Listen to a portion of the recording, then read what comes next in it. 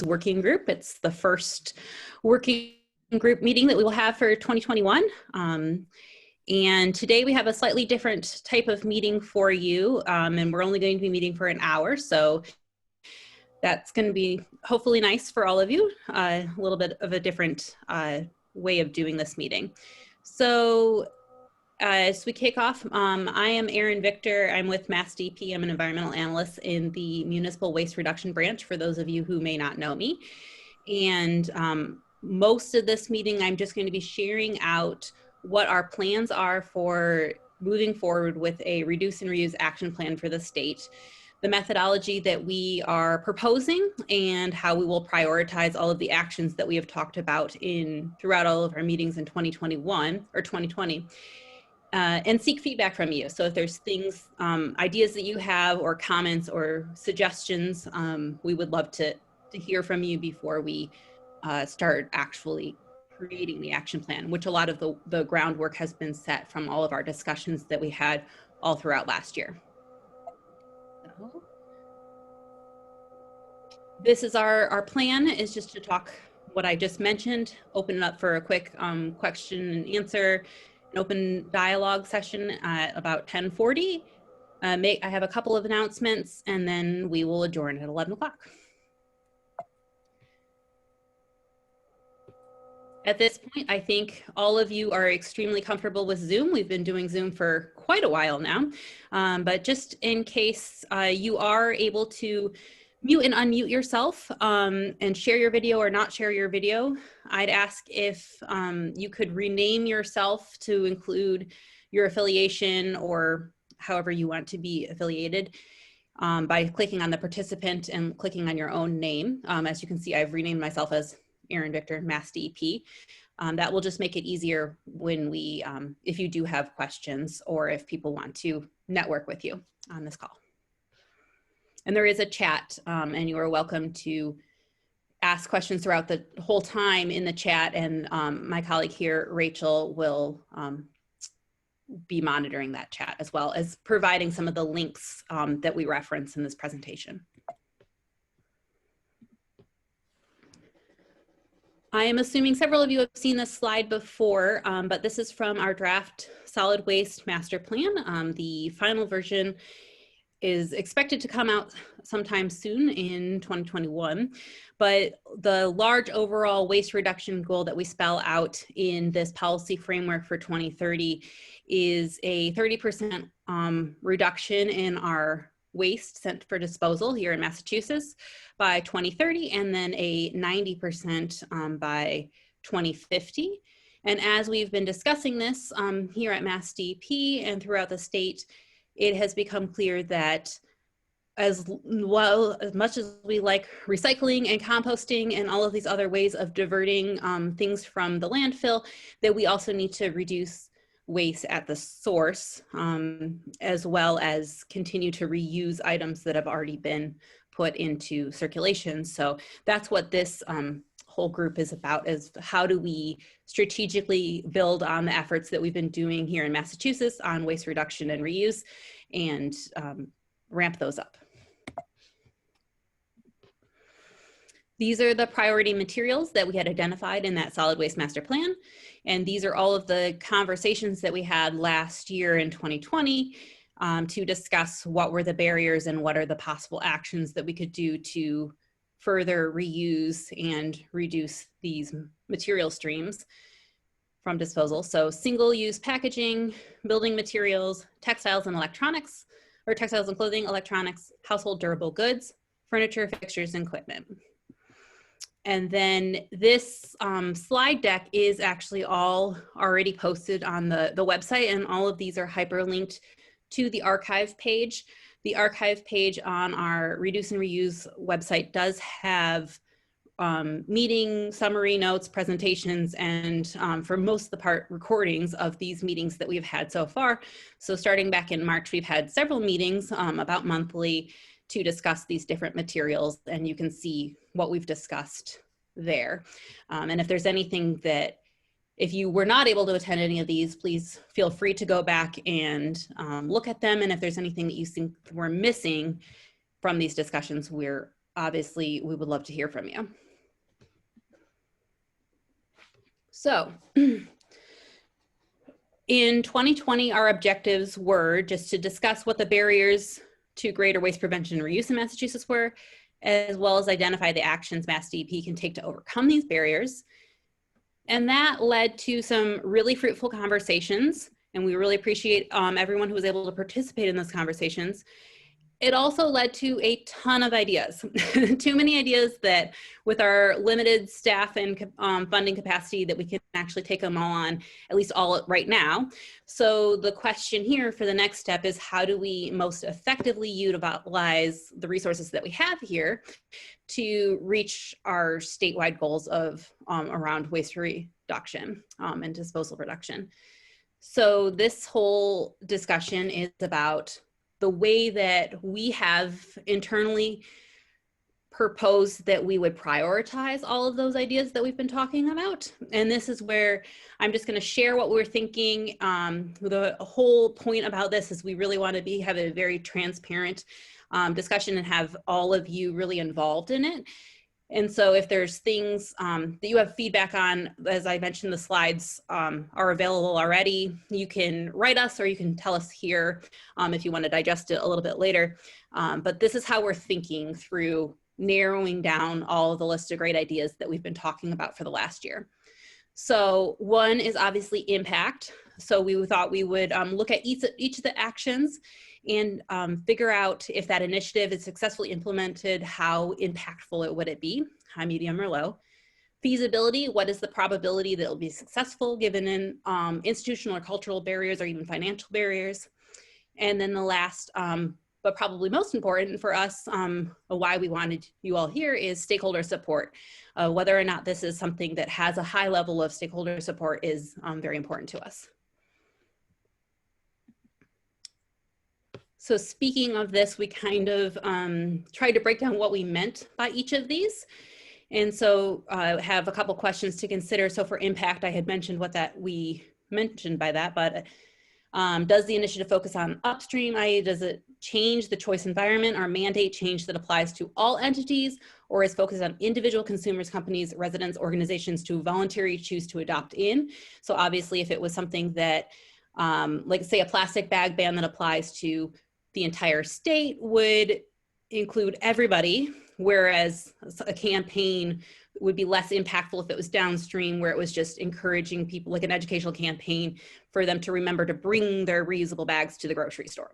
So there's kind of what we mean by impact. And the initiative is likely to significantly reduce the disposal of the targeted material. So that's what we're thinking about when we're thinking about whether it's going to be impactful or not. Feasibility, is it a heavy lift for consumers or an organization to adopt? Do we have the authority at MassDEP to actually influence the implementation of? Does it require legislation or regulation change? Not that that isn't make it still possible, just it makes it a little bit maybe harder.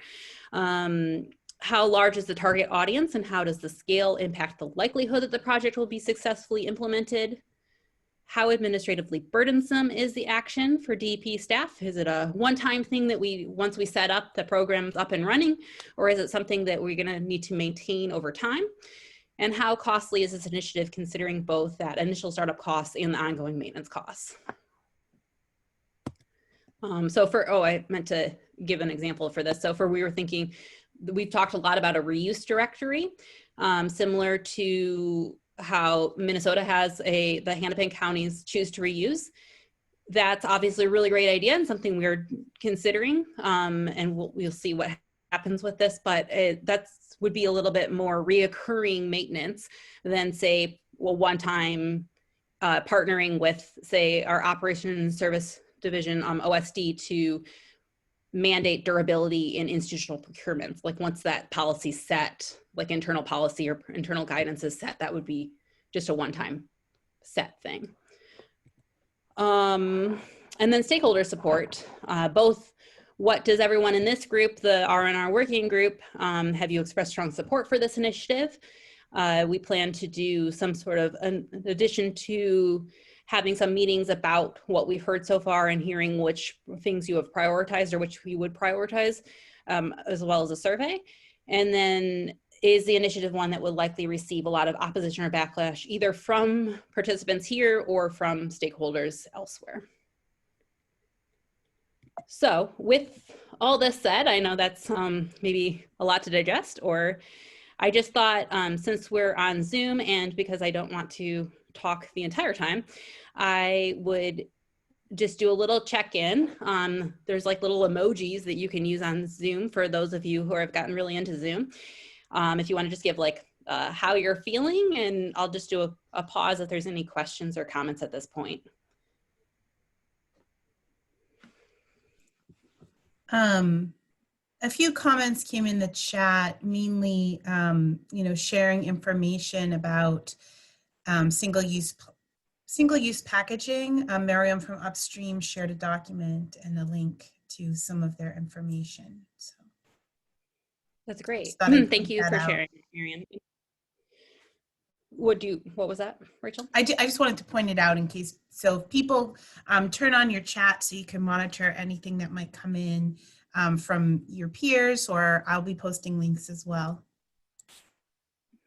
Yeah, and if you want to post the link to this next part about the like demo that we have. Yep.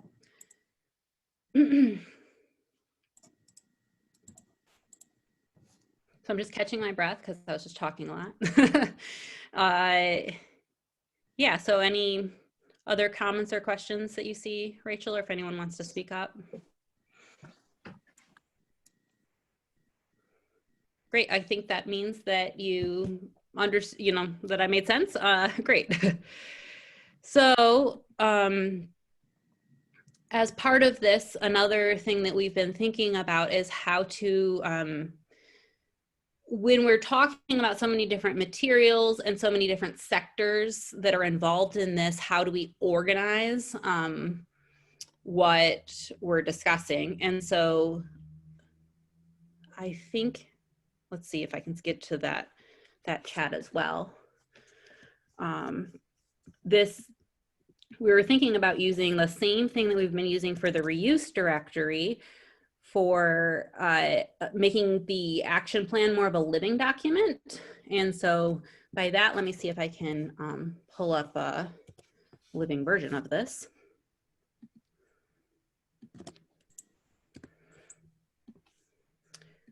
Rachel, can you tell me if you can see my screen? Yeah, I can see it. You can see the live version of the website? Yeah. Mm-hmm. Okay. So this is just an example, but the idea would be so that we could keep everyone updated on our progress, as well as make it a little bit more searchable, that there would be, each of the strategies could be framed, like we could mention our time frame that we're thinking in the action plan. Is it a short-term thing, a long-term thing, a middle-term thing? Which sectors, so you can sort by each of these things, so you could filter and only look for something that applies to municipalities, just as an example. The material stream, so these are all the materials that we've been talking about. It could be sorted by that as well. Which tool it is, like legislation, regulation, and enforcement. And then the part that would be, so that we could really be transparent about where we're at in the process, is a status update. So we've started this, we haven't started this, it's in progress. And then a couple notes about, okay, here's the link, you know, this thing is live, this thing is done, here's some of the data from it, or, you know, we haven't started this yet because it's, you know, one of the things that's long-term and we haven't gotten there yet. So this is essentially, as we make updates, this link would be updated so that anyone who visited at any point would be able to see where we're at. And then our idea was that we would, at least on a yearly basis, make sure that we went in and kept everything up to date. So that's the thought, at least right now, for this, making the reuse action plan a living document. And then, can you see the right screen now, the PowerPoint again? Okay, great, thanks. Can't really see what you're seeing, so. And I believe I've mentioned this a couple times throughout this entire process up until this date, is that we've always said all ideas are good ideas, and we really just wanted to hear everything that everyone said. Obviously, we're talking about prioritizing and trying to make the biggest impact that we can with limited resources. At the end of the day, we want to have a list of all of the ideas, even if they're ones that we're not going to take on as MassDEP ourselves, but then have that as a collective impact, invitation for a collective impact. That doesn't mean that these things shouldn't be done in Massachusetts. That doesn't mean these things shouldn't be done at all. We would love to see and invite other stakeholders in this group, as well as outside of this group, consider taking the lead on some of the initiatives that MassDEP can't take on or isn't going to take time at this point in time. And then we would also use that list to continue to, as we make progress on some of the actions and strategies that we've proposed, we can keep continuing. I mean, the idea of a living document is that we could keep coming back to it, and, you know, as the environment changes, as the, you know, regulations change and we adapt, or the markets change and we adapt, we could look at that list again and consider adding on new things or changing things based off what's going to be the most impactful. So another really important part of the action plan that we wanted to draw out and get some impact or some input on is how we're going to measure progress. Reuse has notoriously been a difficult thing. A lot of people, it's easier to measure recycling, it's easier to measure waste disposal, and it's easier to measure composting even.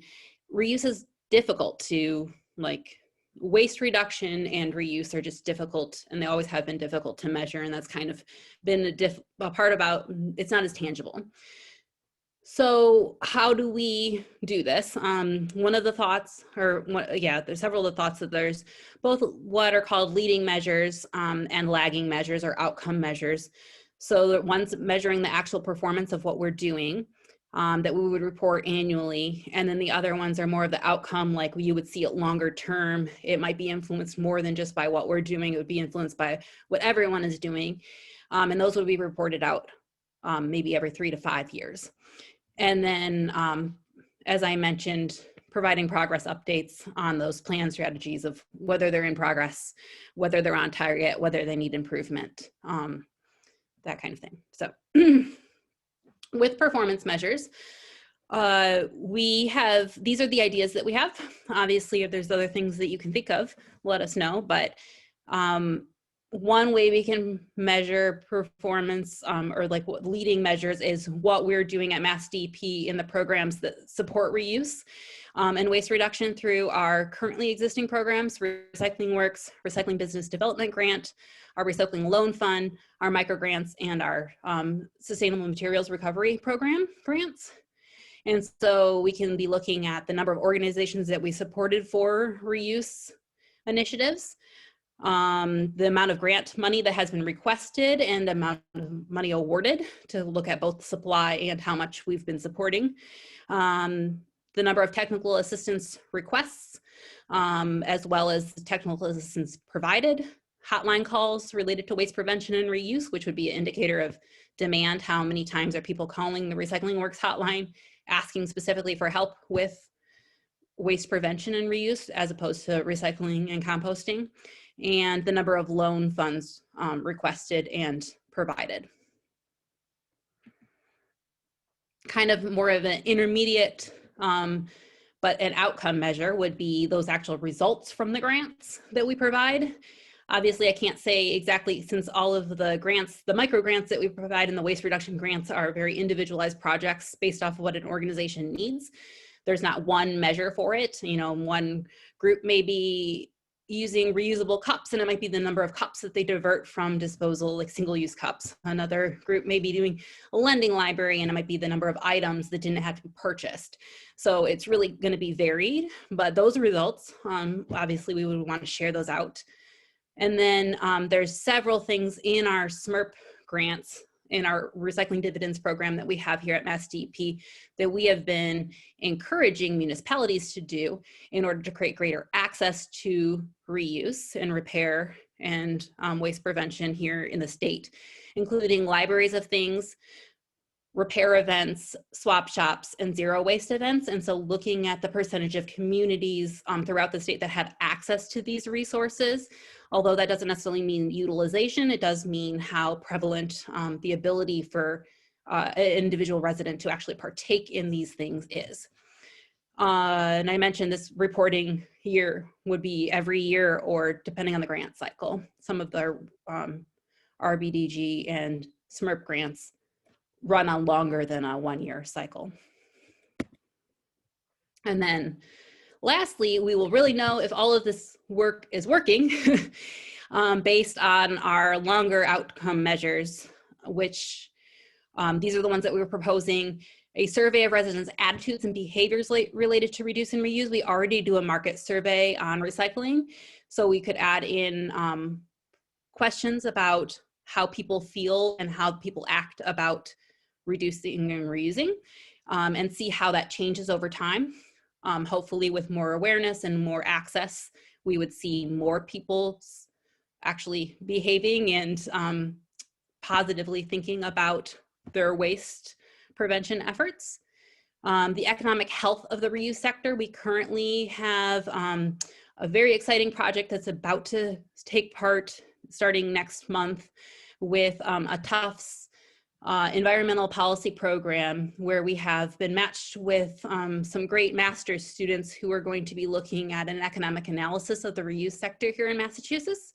So the idea is we could see how many jobs are supported in the reuse industry, how many, what's the payroll, like what is the economic benefit of that, and then look at that over time. So if we looked at that every 3 to 5 years and reran that analysis, we could see hopefully all of our work is supporting an increase in the number of jobs and an increase in the number of economic impact from the reuse sector.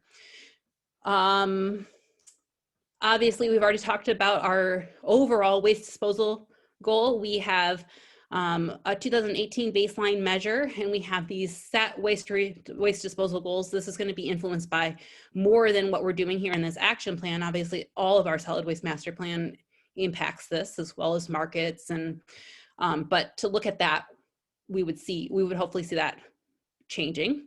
And then reductions in the waste characterization studies based on the priority materials that we've targeted here. So the electronics, the textiles, etc. And then we already know those dates.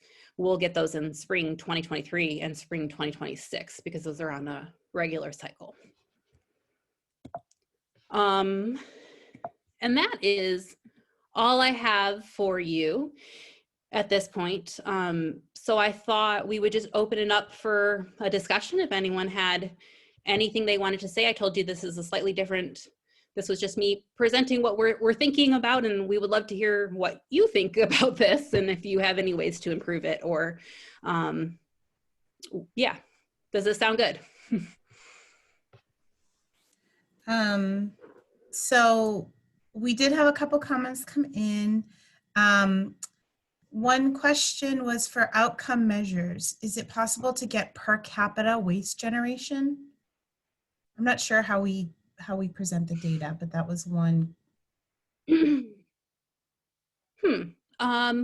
will have to ask and look at how we do, because I know that our waste data comes from some of the, it doesn't come from landfills, it comes from the waste energy disposal facilities. And so I don't know if we would be able to, maybe Brooke can answer this. Do you know, could we do it per capita? Hi.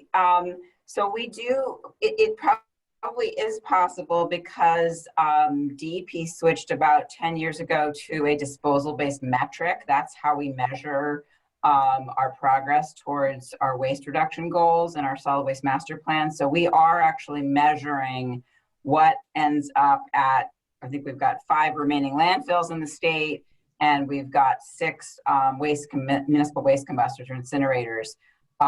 So our measurement is we are tracking how much we dispose and looking at that over time. And our goal is to reduce that amount that's disposed, those tons disposed. So yes, we could, if that would be pretty simple math, is to look at, you know, the population and come up with a per capita number.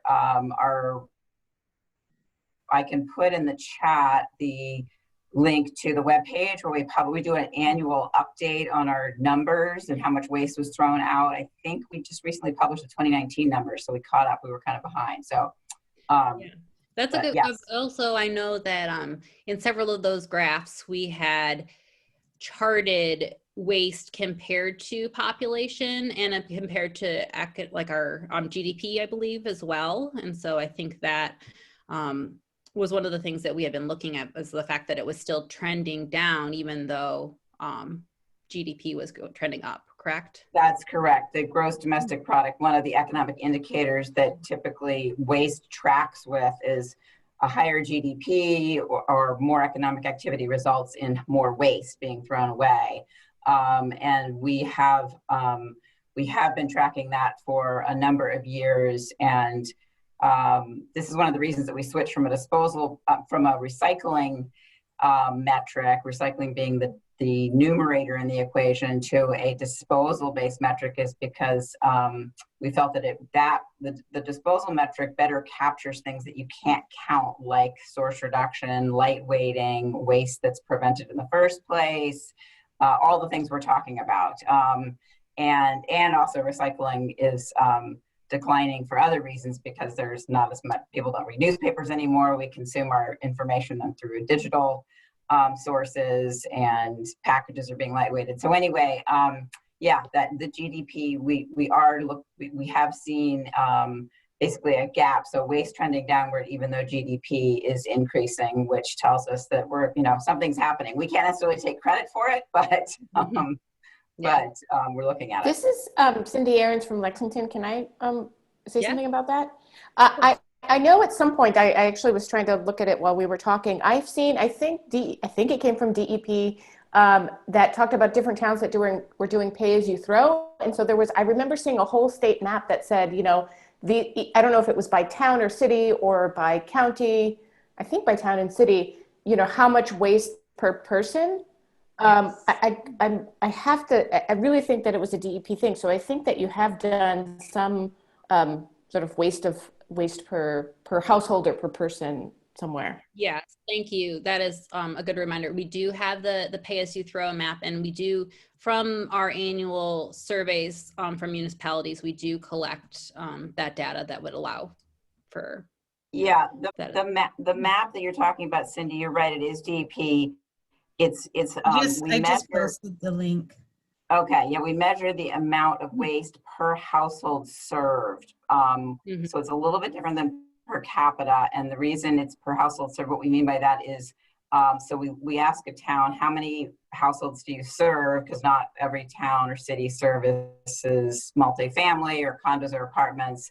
And then we look at the amount of waste disposed and calculate the waste per household served.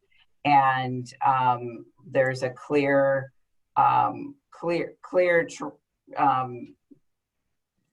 picture that when you give people an incentive to throw away less through a pay-as-you-throw program, that waste is reduced.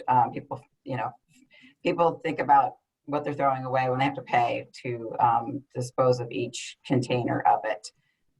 So yeah, we found that tracking waste per household served was a better metric for us than per capita, because you have cities like Boston with a lot of urban areas that have very large populations in multifamily that probably aren't served, and so then you wind up with a skewed metric, because your denominator is much larger. You're accounting for more population than denominator than you are with the diversion programs.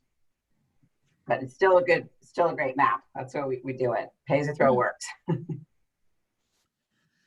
So a few other comments I just want to mention, and then somebody's asking how to raise their hand. But so one thing to note is somebody asked why aren't organics here? And I think we have an organics subcommittee, but I wanted to address that. Yes, we do have an organics subcommittee. And then the other couple comments is, what about tracking repair businesses? So, you know, I think when you went to the slide about what we can do for measures, I don't know if you want to go back there. Yeah, Here? proposed measures. What is there a way that we could track, you know, how many repair shops, like X number of items or X number of things that were repaired instead of bought new? So that one, it would be an interesting measure. I don't know how we at MassDEP would get that data on a regular basis. So as we've mentioned, we have a survey, an annual survey that municipalities provide to us, but in terms of repair industry, they don't reply to us. They don't provide that data. And I guess it would be the same for donation centers. Somebody said, can we get metrics from donation centers? But again, we're not really regulating them. But that said, if we do the directory, we could see how many entries there are essentially of repair businesses in the state. And granted, some of it would grow over time just by awareness, as you know, more folks entered into that directory, but then also you might see an uptick based off of the support that we provide. Erin? Yeah. I just wanted to speak to the point about organics. So when we started this discussion way back, I don't know, a year and a half ago, we originally did have organics as part of the waste prevention and reuse universe, because obviously there's composting, which is sort of the equivalent of end of tailpipe. It's like recycling end of tailpipe, but then there is preventing waste in the first place, and by looking at waste inside kitchens, institutional kitchens, restaurants.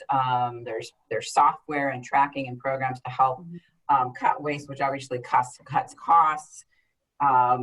And then there's food donation programs where food that doesn't need to get disposed and actually could feed people can be diverted. So DP's devoted a whole separate effort to that. And the decision was made above Erin's and my head that organics should be kept in a separate, I won't say silo, but I can't think of another word for it right now. So we have an organics action plan, which is actually what the reduce and reuse action plan will be modeled on. There is an organics subcommittee of our solid waste advisory committee that meets on a semi-regular basis.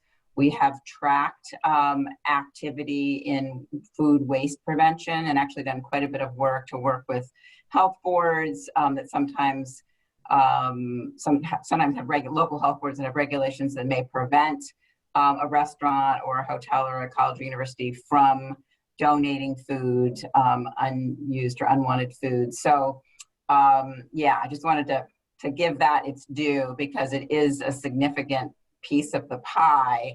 And I think, Erin, we're going to have to figure out, our challenge is going to be how we recognize that in the reduce and reuse strategic plan, saying we didn't just forget about this. We are looking at it. Hey, so thanks for bringing that up.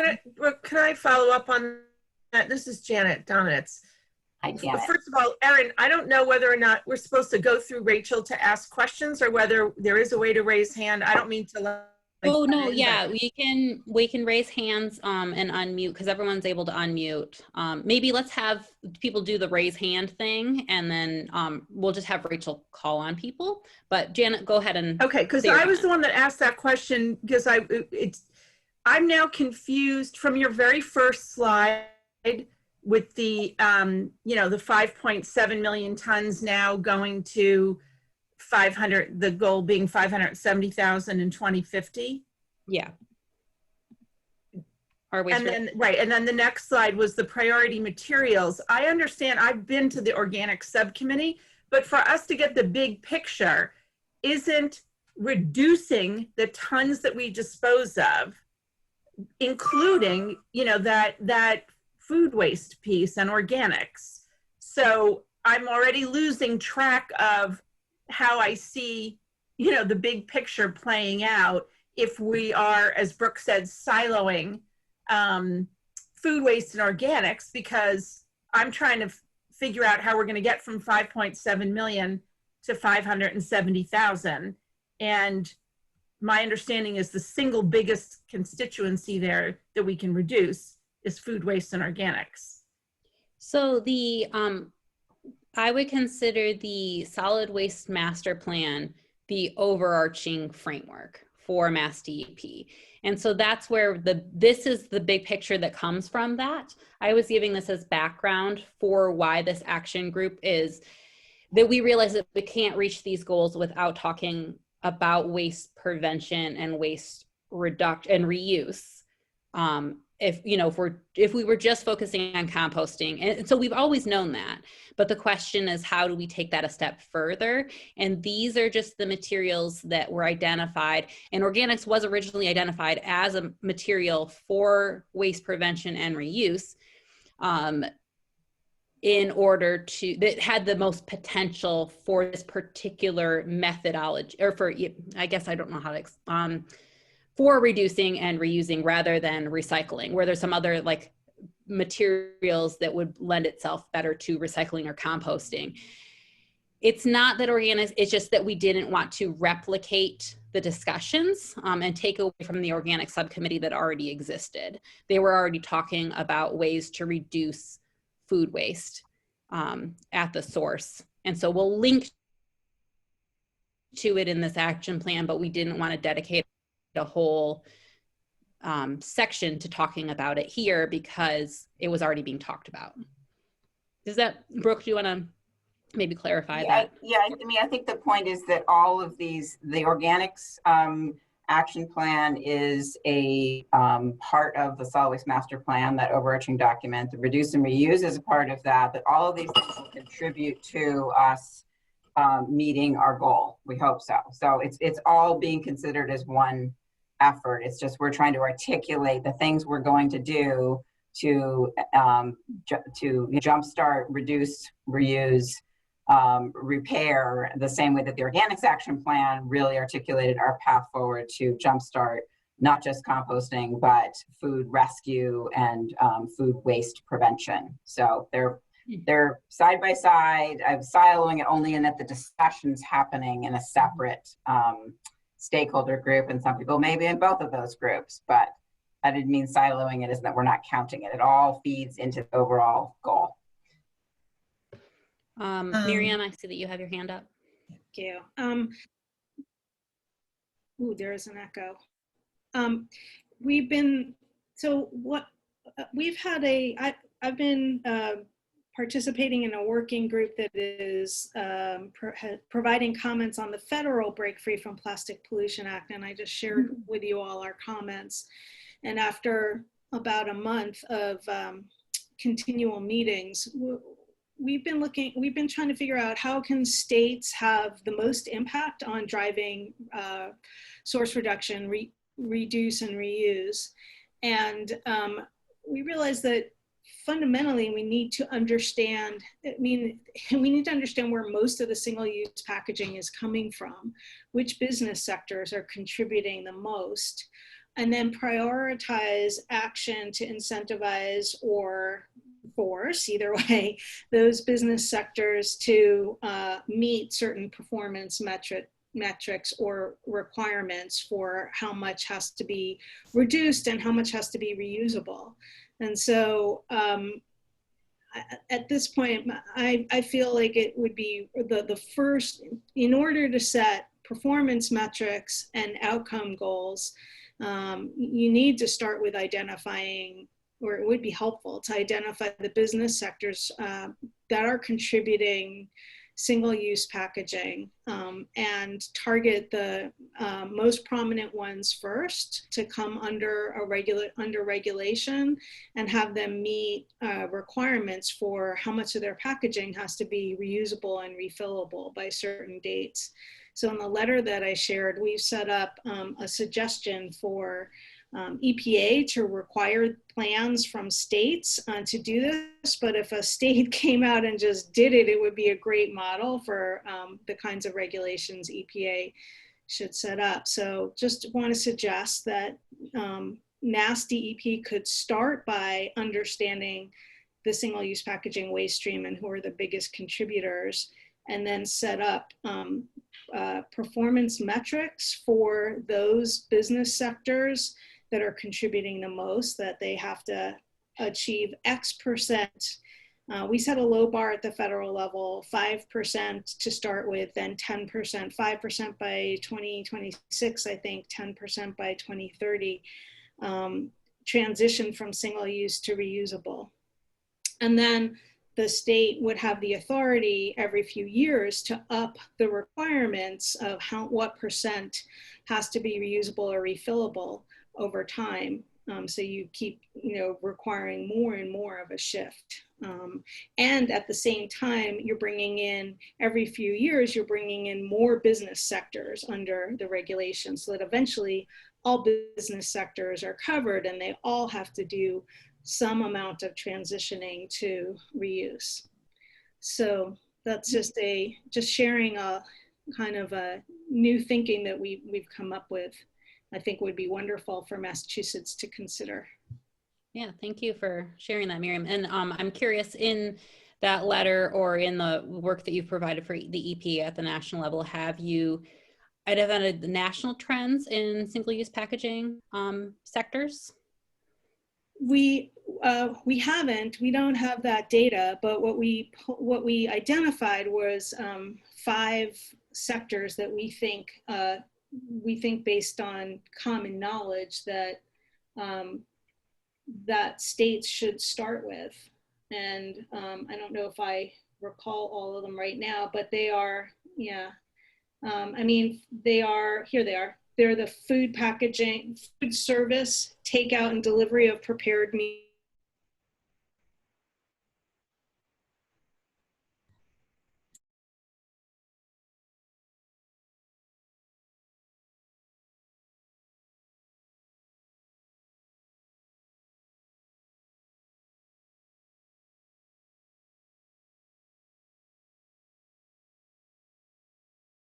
And the 4th is consumer personal care products. And the 5th is questions that we want to go to. I see Miriam's raising her hand. Or Miriam. Miriam. Sorry. Your names are Erin, just so you know, Rachel got kicked off, so she was texting me, but I don't know if you can let her back on. Sorry to interrupt. I'm back on. Oh, okay. But what happens is when I got kicked off, I lose the chat archive, so I can't see anything that may have come in the chat in like the past 3 or 4 minutes. Okay. So sorry, but yes, Miriam would like to speak. Good morning. Can you hear me? Yes. Okay. I'm the Director of Community Development for Goodwill Industries of the Berkshires and Southern Vermont. My question was, most of it is about the textile and the clothing that we can really contribute to this, the MassDEP situation that we're in. And my question is this, the grants that are available through MassDEP, we would have loved to, I really did the whole research about the business grant that it was available from $50,000 to $400,000, and also the mini grant that was available. Unfortunately, we're one organization. If you look at it after COVID, when we closed for 3 months, we had to close because we were not essential. Other places, the problem was, even though that our stores were closed and none of our employees were working, people were at home and they were going through their stuff and bringing all their donations to our stores' parking lots. And we ended up having our drivers literally from March, when we closed, to go every single day to our stores parking lots and get all those donations that in the past, you know, we had spaces for them to do, so they still brought them, you know, even though we were closed. So for 3 months we had all these donations come in that we had to just put them in our warehouse because there was no way for us to go through them and see what we got. So when we opened after 3 months, we had to go with the guidelines of the COVID. So we couldn't have had all those employees being at one place all the time the same way. So we had to go to the 40%, and now it's 25% capacity for the employees to work because of the space. We got to the point that we had so many donations that we had to go and rent 2 other warehouses because we didn't have enough employees to go fast enough through our stuff to see if it's a good item, bad item. If it's a bad item, can we bail it or not? All of that. So we didn't have the space and we didn't have enough. And even up to this point, which is almost 9 months after, we still are using the 2 other warehouses. So what I'm trying to say is we're using our own savings because of the COVID to run all these things that happened to us. So if a restaurant was closed, okay, the employee didn't work, nobody had to order anything, you know, the food was not ordered, all that. But we were closed for 3 months and all these donations were coming in. We had no choice but bringing them to our warehouse and rent 2 other warehouses and use our savings to put these things, because you can't throw away in the landfill. It just doesn't work like that. So the grants that are available, I mean, I would have loved to use both grants, but we did not have the cash flow the way that, because with MassDEP, you have to come up with the money yourself, and then 3 years later, you will get it, or a year later, you get it. Are there any grants? I mean, there are so many things we can do to get more textiles out of, you know, the community, that they can bring it to us with the marketing, with the metal containers. There are so many things I can do, but I just don't see any grants out there that I can go and say, okay, please give me this money and here are the effects of. I mean, I could have bought balers, but I couldn't do that, you know, to compress the bail, all of the bills that we get. There's so many things we can do. Are there things that maybe I'm not aware, and maybe I'm new to this, you know, the MassDEP, that I love to attend these meetings. Let me tell you, Erin, you're doing a fabulous job. So it just opened up a lot of opportunities for us. But I just need to know, where would we go to get these grants or money so I can do more? Because we can do much, much more. But with the COVID, we have no choice just to make sure that we are, I mean, our goodwill is one of the smallest goodwill in the whole United States because of our, the territory that we're in, you know, Southern Vermont and the Berkshires, they're very small towns and everything. Where do we go from here? I mean, how can anybody help me you know, to do all these, getting the textiles and clothing out of the landfill, but not waiting 3 years later to get my money, or, you know, another year to get my money? I'm just stuck with this COVID, and it's not going to go away for some time. So Miriam, I don't have a super great answer for you.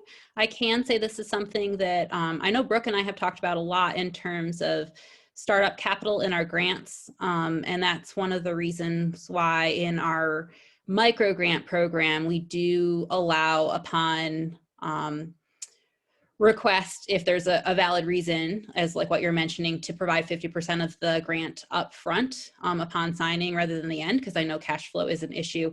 And I do appreciate you raising this, because this is something that we've heard from multiple vendors about space being a huge consideration and COVID being a huge impact on the way that your research organizations are operated. I don't have a better answer than that at this point. I'm hoping that some of the other folks, just through networking, might be able to also point you to other resources and other grants that might be available that we don't know about, as well as hopefully, yeah, Brooke, you want to say something? I wonder if, Miriam, if you've applied for the PPP loans from the federal government. My understanding is that nonprofits can apply. And I know there's another round going on right now. Yeah, we did. Actually, that was the only way that we could bring our employees back and from the first day and get them to be all employed and all that. But the fact was, because we got so many donations, that was, people stayed home and that's what they did. They went through their stuff.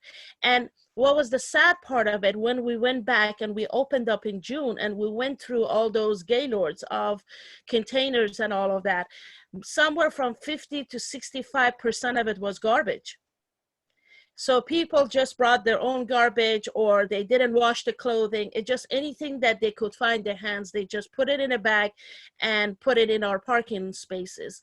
So literally we still have to go through every single bag. We don't know what's garbage, what's not.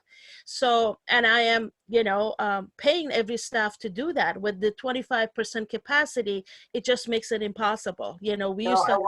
I want to make sure we leave time for other people. I hear you, Miriam. I think that this is a topic that we need to really think about. I mean, maybe some municipalities need to be contributing to local charities that are helping manage part of the waste stream, or maybe the manufacturers of these goods need to be contributing. We know textiles are a growing portion of the waste stream. Ideally, that would be the best way to tackle it, but let's continue the conversation offline. Yeah. Thanks. Mark Arterio from Habitat for Humanity has had his hand up for a while. Yeah, hi.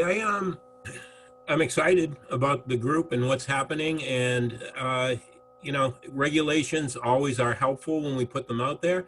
But I'm honestly concerned with education, and I work at a restore, and our sales are way up. We're up about 50% this year over last year because donations are up.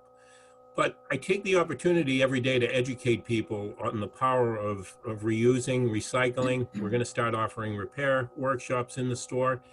And, I get a lot of feedback from people that say, oh, I wish my company knew more about this or how to do this. And I'm just wondering if there's any part of this master plan that deals with educating the public, because I think that's when change really happens, is when people buy into it rather than are told they have to do it. The have to do it is great, but I think when people love it, live it, it changes the way we do things. So just putting that up. So Mark, at the beginning of these discussions, we had actually maybe 2 or 3 meetings that were all about creating a culture of reuse, and education was brought up as multiple times, and something that is being taken into consideration in this. So I appreciate you bringing that up. And then, so maybe what I'm going to do at this point, just because we're tight on time, is first I want to invite everyone who wasn't able to speak up, or we didn't get to the comments or questions. I saw there were a couple other great comments about measures and etc. in the chat. Is that we'll look at all of those that are in the chat, but then also if you want to look at all these documents that are online and give us any more feedback, please just send an email to me. It's erin.victor@mass.gov, and we would really like to hear from you. And then just give you a heads up about what's coming for the rest of 2021 is, so we're here in January. We've presented how we're going to take all of the ideas that we talked about last year and try to prioritize them, our methodology, the way that we were thinking about measuring reuse, and our progress towards this.